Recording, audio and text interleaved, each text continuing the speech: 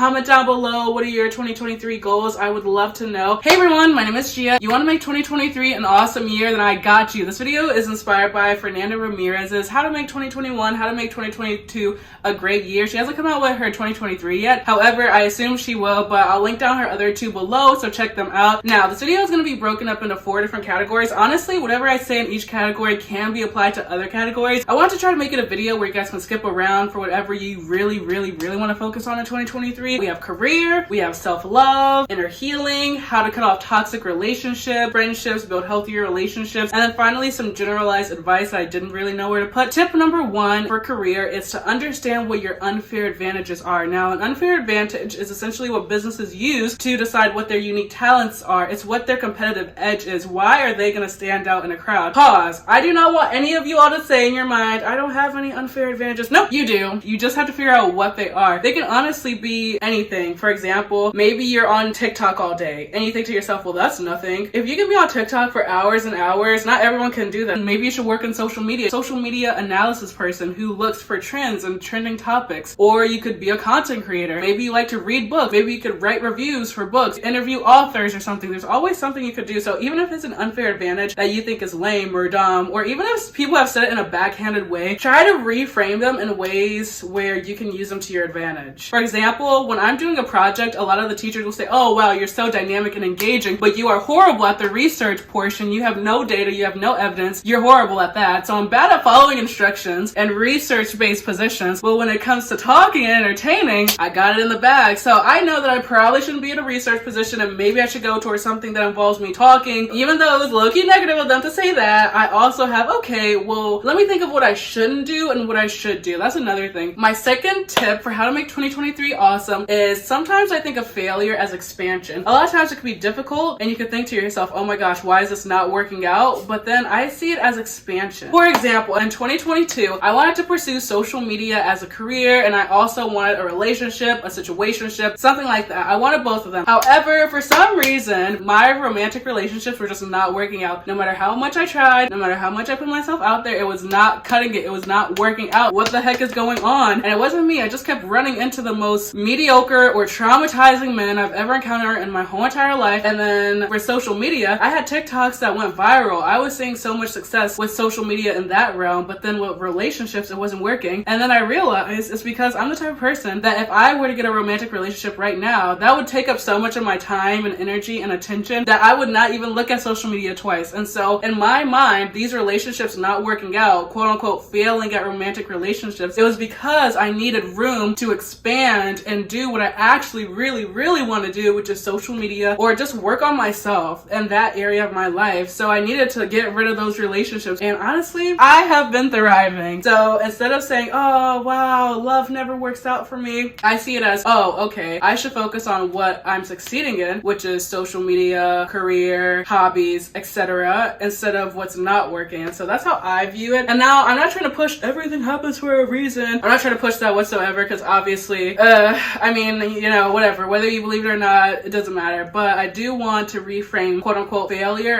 in terms of career. Now, when it comes to reflecting on my career or just quality of life, I like to think of my life in different categories. For me, it's romantic, career, friendships, self-help. Those are the categories I focus on. You can also include family, academics, religion, spirituality, if those are important to you. And I like to think what's working, what's not working. And usually you can tell what areas are working and what areas aren't working. And so I like to think, okay, well, why is this? Why is this not working? For example, romantics, I just went into why that wasn't working out. Or friendships, why is that working out very well? Or why is it not working out very well? Why are some friendships doing well? Why aren't they doing well? So it's really about understanding what is working and what isn't working, because it kind of goes into my other tip. You can't keep expecting different results from the same methods. If you kept doing the exact same thing all year and you saw no results, you need to change your methods because it's not working. Obviously, it could be nice and lovely to say, well, you know, maybe one more year of this. No. You need to change it up. You need to switch it up, especially if you see other people in your field. I know comparison is a thief of joy. However, you need to be realistic. For example, going back to the social media thing, if you've been posting on TikTok for a year and you have not gone viral once, you need to change up your content because something is not working and something's not clicking. Obviously, you could sit here and say, oh, my content is great, but you need to do something. Maybe your content is great. Maybe you should be posting on YouTube Shorts instead, or maybe you should be posting on Instagram Reels instead. Maybe that's where you're going to find success. But either way, you're going to have to change up your methods. Or maybe you keep applying to all these jobs jobs. Maybe you need to edit your cover letter. Maybe you need to change up your resume. Maybe you need to get a better reference. Maybe they're low-key sabotaging you. You don't even know what they're saying. So there's just so many different components that can go into it. You need to switch it up. And also it goes to other aspects of your life. Maybe you want a boyfriend, a girlfriend, a significant other of the sorts, and you're just sitting at home, not putting yourself out there. Obviously, you're not going to find someone if you keep hanging around the same people and doing the same things. So regardless of what you want in life, whatever goals you have for 2023, and if you tried them in 2022, you need to reflect on what worked and what didn't work. I literally want you to make a list of your 2023 goals. What do you want? And then reflect on if you wanted them in 2022, and whichever ones you wanted in 2022, reflect on what worked and what you accomplished and what didn't work and what you didn't accomplish, and reflect on why that may be. Now, this is not the time to be hard on yourself and say, oh, I'm a failure. No such thing as failure. For example, okay, it's like that cheesy quotation. You know, if you try to get a fish to fly, it's gonna fail, but if you get a fish to swim, it's gonna excel. It's just because sometimes we're just not in the right field, or we're just not doing the right thing. It's not because we're failures, we're just not doing what we can excel at, and you need to figure out what you're gonna excel at. So don't be too hard on yourself. Remember, okay, remember, life has lots of opportunities. Don't let one opportunity that's not working out get you down. Also, if you have one major goal, then I want you to write down the methods that you use in 2022, 2021, etc., that you mainly use to achieve that goal, and I want you to put an asterisk around what worked, and I want you to keep that for 2023, and then I want you to discard the ones that didn't work. Now, I do love manifesting, and I think it's very awesome and very cool, but if you're gonna manifest, do it right. There are so many different ways you can manifest, and I need you to do the ones that work for you. You could script, you can listen to subliminals and frequencies, you can write affirmations for yourself, you can make a vision board. There's so many ways you can manifest. I know, for example, I love vision boards, but like realistically, they don't really do much for me. I do like them a lot. They're very aesthetically pleasing, but they don't really do much for me as, for example, words of affirmations. I like doing that, or scripting. Scripting really does it for me. Now, when it comes to setting actual goals, I want you to set your big goals. Okay, let's say we're in Aladdin and the genie, he's in his friggin' little bottle and he says, hey bestie, what are your 3 wishes? Except it's not 3 wishes, it's any wish. What you want for 2023, write down your biggest goals. If you could get your dream life, what would it be? I want you to write it down, but then I want you to break them down into smaller goals. For example, let's say your big goal is you want to read 23 books in 2023. That is your big goal. That is what you want to achieve. Now, break that into smaller goals. Let's say you want to read 2 to 3 books a month. That's your goal. And then you can break it down even further and say, oh, I want to read 50 pages to 100 pages a few times a week. So you have these smaller obtainable goals, and then as you reach these smaller goals and you start building up the confidence and saying, oh my gosh, wait, I already did all these little goals. I'm on my way to my big goal, because you are. So have these smart obtainable goals, specific measurable goals, even if your actual big goal isn't so measurable. And remember that you have to put in the effort, you have to put in the hard work. You can't just sit here and wish and manifest and keep your fingers crossed. You need to do both, or if you don't want to manifest, that's fine. My point is, regardless of whether or not you like manifesting, you need to still put in the work. But balance is key. You can't just be drowning in work. You can't be putting too much pressure on yourself to achieve all these things. You need to just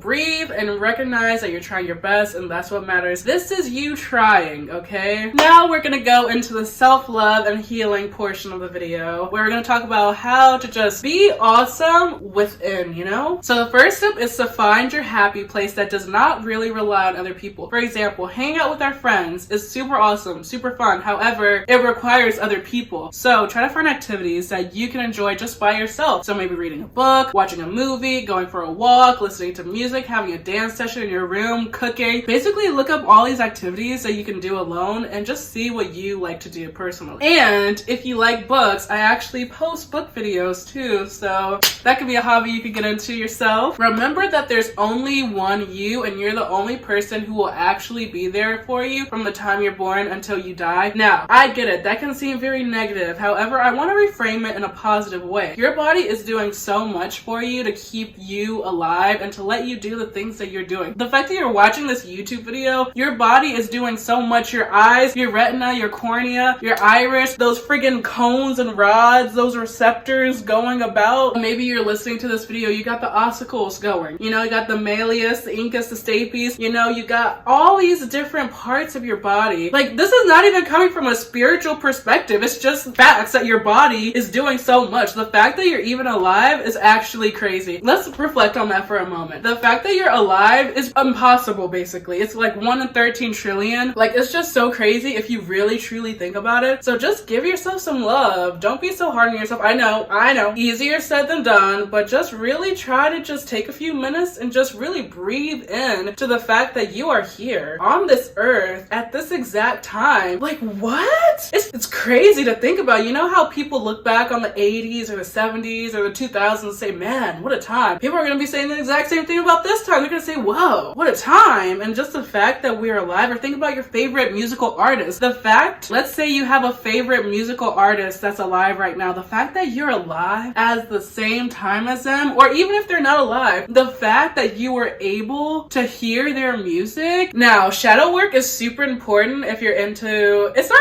even really spiritual. It's kind of just getting to know yourself and knowing ways that you're sabotaging yourself. Because a lot of times we could say, oh, well, I'm this, but then there's also where this, and this, and we don't even realize it. I would look up shadow work journal prompts and just see, okay, because a lot of times it gets you thinking and it exposes, what do I have in here in my heart, and what have I acquired over my memories and my time that it's like, okay, that's actually hurting my relationship, it's hurting my success, it's hurting all these things. You can also look into sleep hypnosis on YouTube. I honestly really enjoy it and really like it. Usually it's free. I like Michael Seeley's videos, and honestly, you just listen to it right before you go to sleep and you just wake up feeling so much better about yourself. And there's so many different ones you can listen to. You could do it for anxiety, you could do it for OCD, you could do it for trauma, you could do it for overthinking, you could do it for whatever it is. You could just kind of scroll through his videos and just see which ones resonate with you, and you can see. And just remember that for self-love and inner love, it takes time, it takes discomfort, it's not easy, and I just want you to remember that, to be kind to yourself, because it's not linear. You're not just automatically gonna love your life, love yourself, yada yada yada. It's gonna take time, it's gonna take work, it's gonna take some step backs, and that's perfectly fine, perfectly normal. Like I said earlier, it's the fact that you're even trying is enough, and you should commend yourself for that, because honestly, a lot of people don't even bother to even think about these sort of things. So the fact that you are ready to even try to go into this realm is actually amazing, and you should give yourself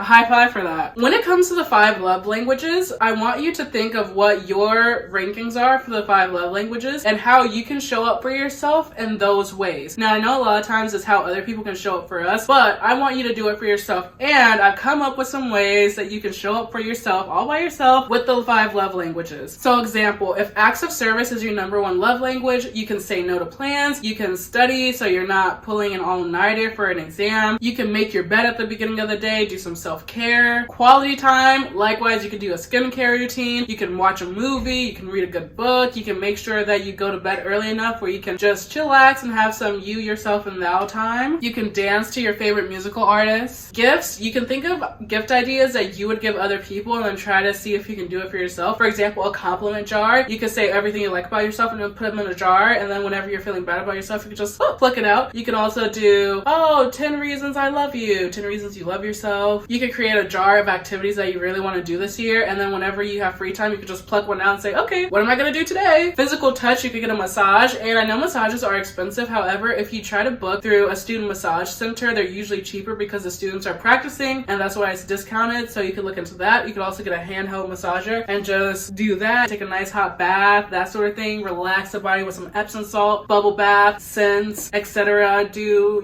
some skincare. Skincare just goes back to all of it, I guess. Words of affirmation. You could write down affirmations that are tailored specifically to you. You can write them down in the notes app of your phone, or you can do it on Canva and make it all cute and aesthetic, or you can make it your screensaver for your phone, laptop, whatever device you have. You could also just say them aloud to yourself. You could just find affirmations on Google and just recite them to yourself as well. Now, we're going into how to have healthier relationships with other people and how to surround yourself with like-minded people. People show you how they feel about you, so stop filling in the blanks and making excuses for them. I know it can be so easy because we can think to ourselves, well, I see them showing up in some ways for me. It's okay if they don't show up for me in other ways. No, how they're showing up for you is making you uncomfortable. If it's making you sad, insecure, all these things, and you know it's because of their actions, then we need to stop making excuses for them. Let's say your significant other, they didn't text you all day, but then they have time to go hang out with their little friends. Clearly they know how to show up for people, and they're not showing up for you in the way that you want to be shown up for. Or maybe you have a friend who's always on their phone, but then they take 2 weeks to text you back. If that's not how you want people to show up for you, then we need to start cutting these people out. And it doesn't even have to be anything harsh or dramatic. You can slowly just start distancing yourself from these people, because realistically, there are, what, 8 billion people in this world, you can find people who resonate with you and who have the same exact boundaries and standards that you do, and you can actually vibe with. So you should not be settling for these toxic or just underwhelming relationships, friendships, etc. And I get it can be hard. Maybe you're in the same circle of friends and it's only one of them that you don't vibe with and the rest are great. I get that there are so many reasons why we don't cut off people. However, if the only reason you're not cutting them off is because you're afraid to be alone, you're afraid to just be by yourself, let me tell you, it's just so much better to be by yourself than to be surrounded by toxic people. In high school, I felt this deeply. I just was so scared to be alone. I didn't want to be the kid eating alone at lunch, but honestly, that probably would have saved me so much energy, tears, etc. And it's just a sort of thing that it does get better. You do get to meet way more people the older you get. It doesn't matter how old you are watching this. You could think of the worst person you know, and I'm sure they have friends. There's someone out there for them too. And also, you have to put yourself out there. It's kind of like what I said earlier. You can't expect to meet new people and just be with the same group of people doing the exact same activities. If you want to meet new people, you're gonna have to go out and go to different places and different things. And honestly, given some circumstances, you may not be able to do this for a minute. Like if you're in high school and you live in a very small town with the same types of people, then you're probably gonna run into the same source of people. But maybe you're gonna have to wait until you graduate and you can leave. So just remember that you will find your people, okay? Words minus actions shows you how they feel about you. Now, it's the sort of thing where they can coexist. Someone can say they're sorry, feel sorry, and keep treating you in a way that makes you feel bad about yourself. For example, think about the animal shelter commercials that we see where it's all sad, the dogs and the cats are all sad and it's very depressing, and then you click off of it, you go about your day. You can still feel sad for those animals and still not donate $200 to help those animals out. They can coexist, but just because you feel sad in the moment doesn't mean you're gonna actually do anything about it. And that's how I feel like a lot of people are. A lot of times they'll say sorry, they'll feel sorry, and you can tell that they are feeling that way, but then they're not gonna change their behavior. And so you need to take people's actions into account. Now, I will say the exception to this is with F-boys, because a lot of times they'll say, oh, I don't want a girlfriend, and then treat you like a girlfriend. That's different because they're using that against you. They're gonna treat you like a girlfriend because they want a girlfriend without the commitment of having a girlfriend. And so they're gonna go back and say, well,